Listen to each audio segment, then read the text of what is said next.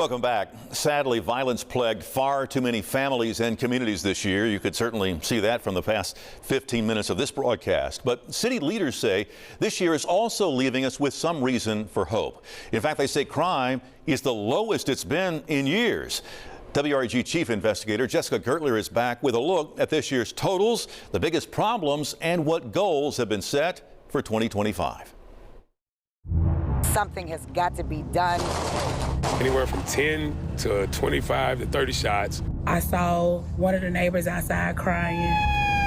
To know that a 14-year-old was shot in my neighborhood is very upsetting. The voices, a reminder of the pain endured. This year, crime impacted far too many across Memphis. You want better for your community, better for the youth, better for the parents, better for everybody. City leaders say they're working to do just that, touting their efforts that sparked a 14% decrease in overall crime as of mid-December compared to the same time last year. Violent crime down 10%. So while it's going down and the trend is good, we're not yet where we need to be. Memphis Shelby Crime Commission President Bill Gibbons. We are still not at pre-pandemic levels. We have a lot of work to do. Especially when it comes to aggravated assaults, which make up 80% of the reported violent crime. This year, we will have roughly 12,000 reported victims of aggravated assault in our community. That's a lot of victims. Memphis Police launched a unit in 2022 focused on solving aggravated assaults involving guns.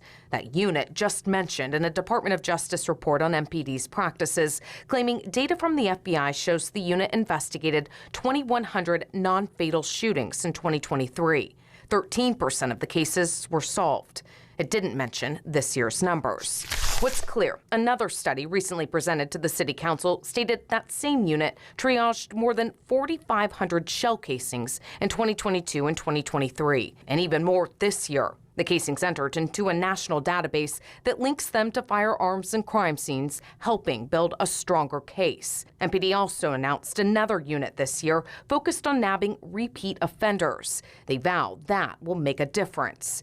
Gibbons says only if efforts are scaled up and sustained. If we can do that, I think it can have a very, very significant impact fairly quickly. Data shows this year, 70% of the violent crime in Memphis involved a gun. January through September, almost 1,300 guns were stolen from cars, on top of the 9,800 stolen from a vehicle since 2016. We have pretty easy access to guns, which is kind of driving that to some degree. He says next year the Crime Commission will lobby for tougher punishments for some of the gun crimes, including those caught with one of these. A switch, or a tiny device that allows criminals to turn their Glock into a machine gun. Earlier this year, we reported the device wasn't brought up during a bond hearing when a man was reportedly caught with one in a stolen car. The switch was the lowest felony on his rap sheet that day, and he was released on his own recognizance. Weeks later, police say he opened fire and killed an officer. Gibbons says there's a push to change the charge to a Class B felony, meaning anyone caught with a switch could face a minimum of an 8-year sentence. The Crime Commission says they and other local leaders will continue to lobby for more funding for programs that prevent crime, like group violence intervention work and youth programs that keep kids on the right path. Federal dollars also expected to roll in to help with public safety next year, the city and county using the funds to work together. They don't care about whether it's the city, the county, the feds, the state.